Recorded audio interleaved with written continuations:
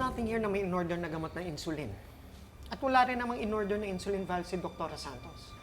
And besides, Dr. Annalyn is not one of the attending doctors of Doc Carlos. So wala talaga siyang o-orderin na insulin. That's my point. Hindi naman siya yung attending physician ni Doc Carlos, and yet, nandun siya sa kwarto niya. Eh, sinamahan ko nga si Harry. Ano bang masama doon? Eh, ano nga purpose na pagpunta mo doon? What, to check on him? To see if he's okay? That's so odd. Hindi naman kayo friend si Doc Carlos eh. In fact, kinidnap ka nga niya.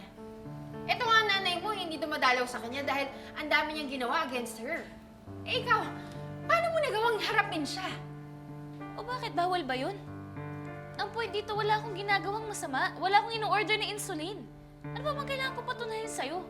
Eh pwede mo naman yun burahin sa records. Doc RJ has the power to do that.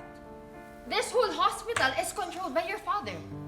Wait, are you accusing me of conspiracy? Akala ko ba hindi ka makikialam sa investigation na to? Yes. Pero if you're accusing me, then I have to defend myself and prove you wrong. Zoe, hindi namin gusto na may mangyari kay Carlos. We want him to survive. And you know why? Dahil marami pa siyang pagbabayaran sa amin at saka sa batas. Just in case nakalimutan mo. Marami siyang pinatay at pinahamak. Hindi yun yung pinag-uusapan natin dito.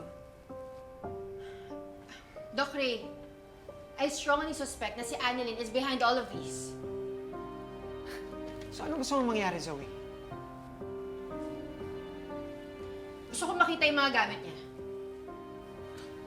O sige po, Doc Ray. Check niyo po yung gamit ko. Wala naman pong problema.